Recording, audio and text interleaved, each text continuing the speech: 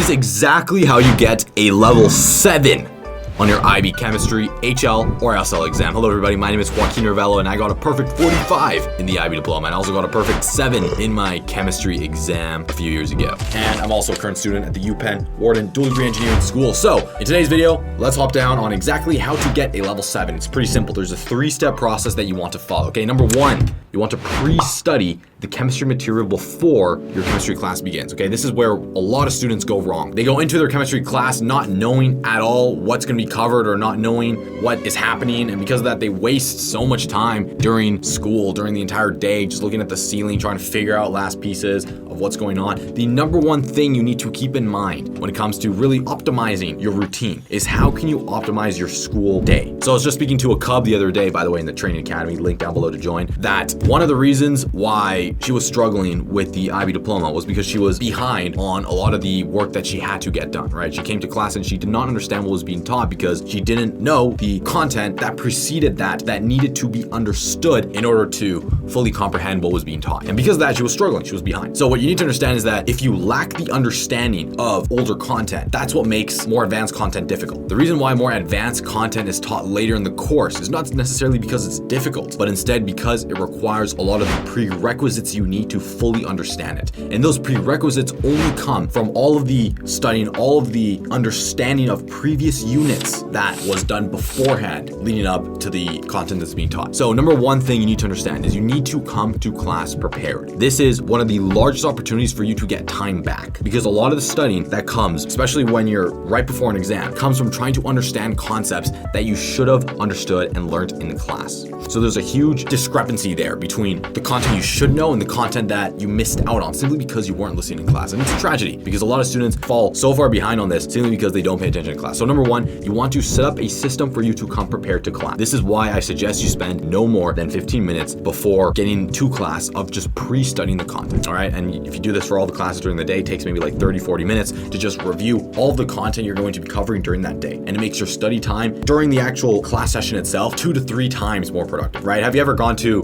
maybe it's a math class or chemistry or something in the IB and you just knew exactly what was being taught, right? Maybe you went to a math class and you're like, yeah, I covered this with my tutor. I know exactly what's being taught. You were on top of it. The teacher noticed, mind you, the teacher noticed that you were on top of it. You also felt more confident. You could finally see the intricacies of how the concept being taught related to all the other things you learned previously. It's 2 to 3 times X ROI on the same hour and a half that you're spending. So instead of spending an extra 3 hours in the future trying to relearn and restudy and develop that deep comprehension, which is going to take 2 to 3 times as much as if you just understood it in class, you can basically save yourself 3 hours of study time by spending 15 minutes at the beginning of class truly trying to develop a somewhat deep understanding of the content you're going to learn during the day. So number one habit, spend 15 minutes studying for chemistry. So the resources that I suggest that I used, number one, his name was MSJ Chem. I love the way he says it, by the way, at the beginning of the video. He's like, MSJ Chem, like, this is MSJ Chem. This is MSJ Chem. Something like that. But by the way, I'm so sorry if I just butchered that complete intro accent, but I love this guy. He makes some excellent videos. Go check him out, MSJ Chem. Basically what I did is before I got to a chemistry class, I'd watch the MSJ Chem video on what we were going to cover in class. And by the way, the excuse that I don't know what we're going to cover, that's an invalid excuse, okay? You have the curriculum, you have the syllabus. One of the great things about the IB that is such a win compared to a lot of other state registered school tests and the rest of it is that you know exactly what's going to be taught, right? You know exactly the curriculum from day one. So why don't you utilize that fact to your advantage? So you go to MSJ Chem, you check out his video, 15 minutes, you watch it, all right? Again, you can watch it passively or you can make it more productive by doing active work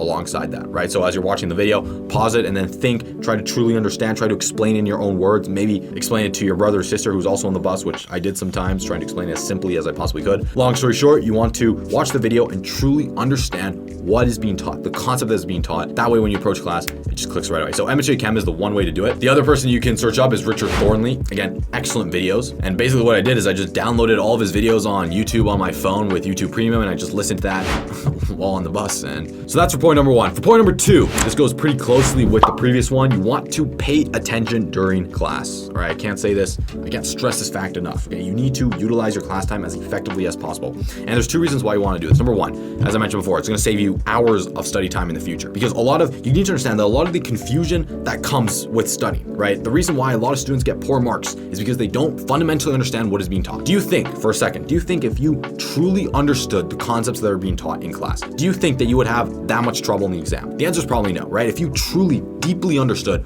all the concepts in chemistry HL, do you think when you get to the exam, you would have that much difficulty? Maybe there's an argument to be made that the IB twists things in a certain way. Sure, I kind of understand that argument, but for the most part, if you have a deep understanding, again, the entire purpose of these exams is to test that understanding, right? To test that knowledge. So if you have a deep understanding, that's basically a prerequisite for you getting a good mark in the exam. So the question then becomes, how can we develop that as efficiently as possible? Well, it turns out that you can utilize the time you're already going to be spending. Mind you, you're already going to be spending the hour and a half in class, right? Like you're already going to be spending that time. There's no way around it. So you might as well use that time as effectively as possible. So what I suggest is the following. Sit at the front of the class, right? Pay attention to the professor, take as many notes and take as many active notes as possible. All right, there's a difference between writing things down because you're writing it and writing things down and trying to reword it in your own language. Okay, so that's number one.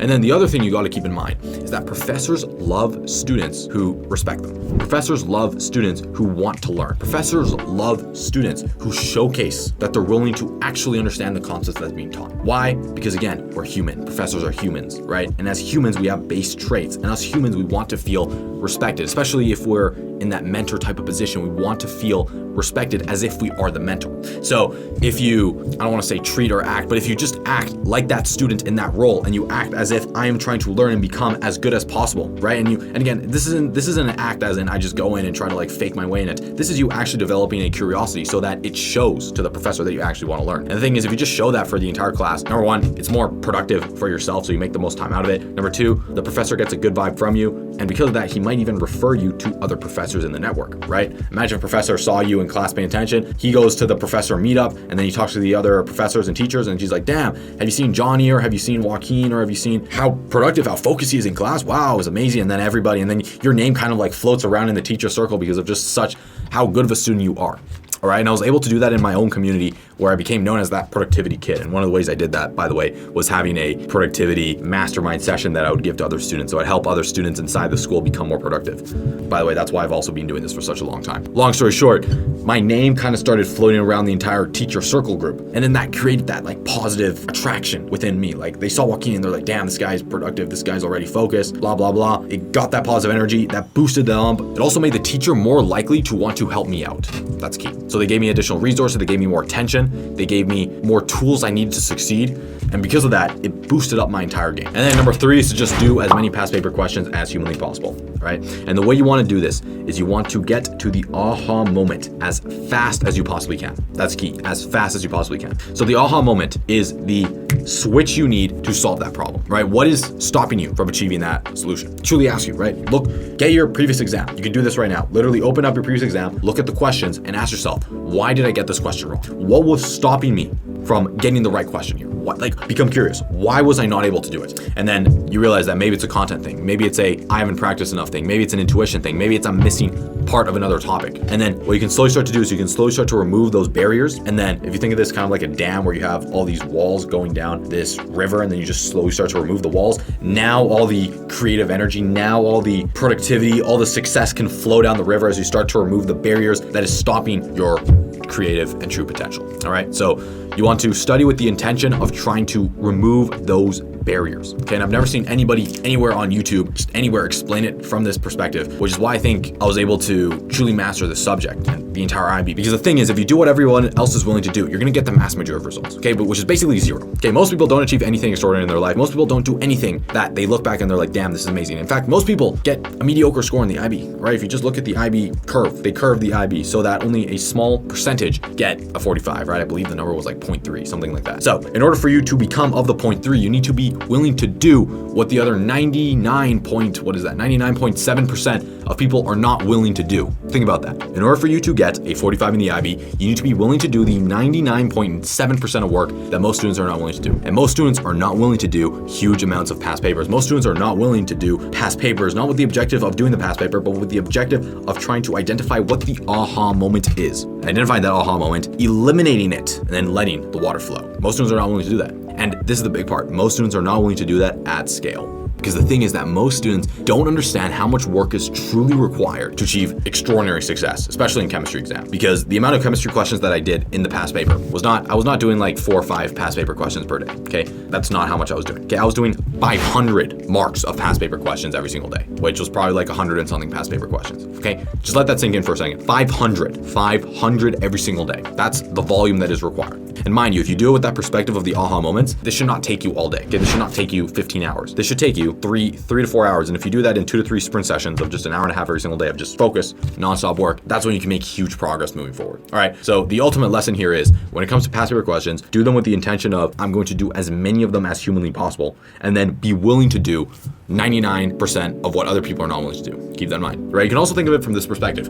Why do you deserve to get a perfect 45? Okay, the question is you don't. The answer is you don't deserve to get a perfect 45. So, since you don't deserve to get the perfect 45, that means you need to be willing to go through the pain of getting that 45, right? The perfect score, the perfect result, the top university is not rewarded to the person who half-asses his way through the competition, okay? Because at the end of the day, university can think of it as a competition. No, the person who makes it at the end and wins and gets accepted to the top university approaches it from the perspective of understanding that they need to do difficult work because it's the challenging, consistent work that most students are not willing to do.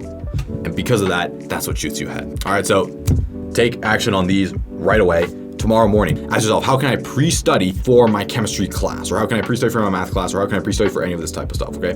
When I was on the bus or on the car ride to school, I would just open up MSJ Chem and just watch some of the videos, understand a little bit what's going on, then take some notes.